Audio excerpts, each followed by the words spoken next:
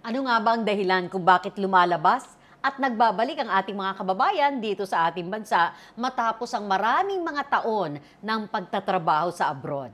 Ito po ang inyong Bantay OCW para sa OFN, ang Overseas Filipino Network. Ako po si Susan Kay.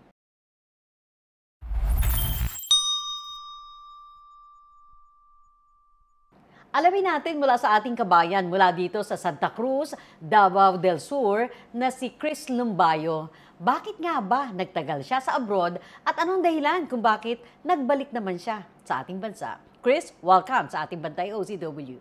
Magandang araw, Ma'am Susan, at magandang araw sa ating mga masugid na tagapakinig at tagapanood ng inyong programa. Oo, and welcome sa ating programa dahil matagal ka palang nag-abroad.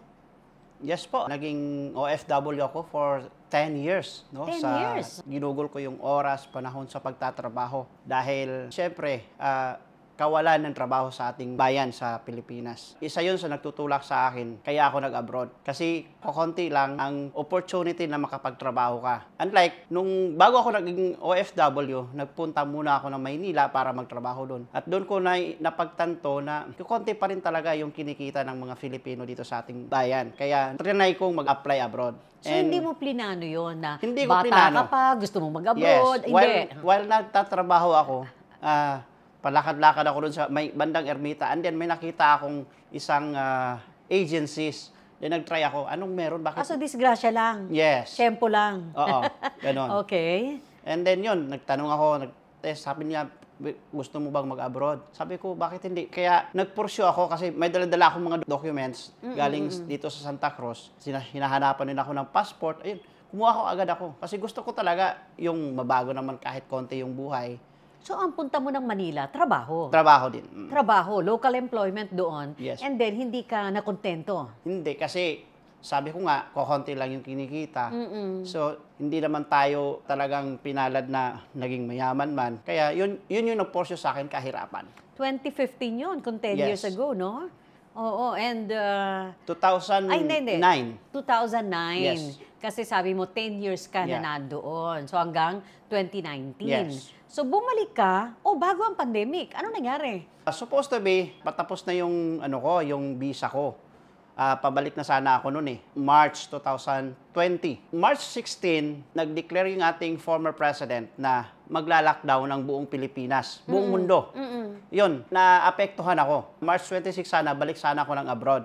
So, ayun, hindi na ako nakabalik. Gawan nga nung... Stranded ka na? No, yes, na-stranded. Saan ka na-stranded? Hindi, sa Manila? Dito na. Dito ka pa? Nakauwi muna ako dito sa Santa Cruz. Okay, so nandito ka sa Davao. Hindi ka pa bumabalik ng Manila para hintayin yung travel mo pabalik ng Saudi? Kasi kung babalik ka, magmamanila ka pa rin. Yes. Okay. So asang-asa ka kung hindi nag-lockdown, aalis ka. Anong ginawa mo?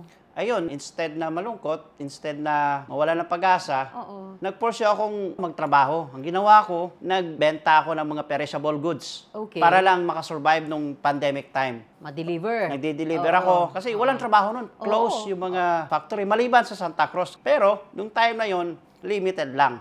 Kaya yung ginawa ko, nagbenta ako ng mga perishable goods, deliveries, para makasurvive.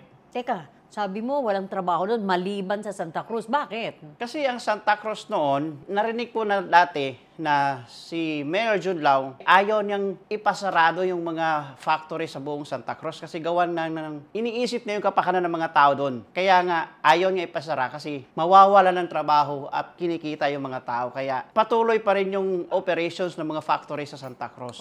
Kaya bilib na bilib ako doon.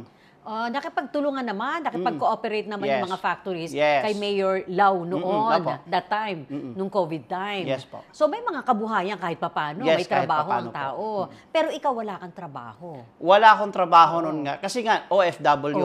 Ginawa ko, yun na nga, nagbebenta ako ng mga perishable goods, deliveries. Kaya, labas-pasok ako ng Davao del Sur, kahit Davao City napapasok ko. Kasi may gate pass ako, parang ganon, yung travel pass, yun.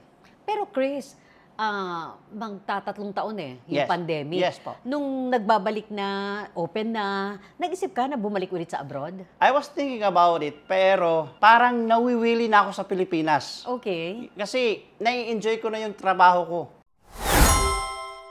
Para sa OFN Media, ang Overseas Filipino Network, ito po ang espesyal na edisyon ng inyong Bantay OCW. Ako po si Susan Kay.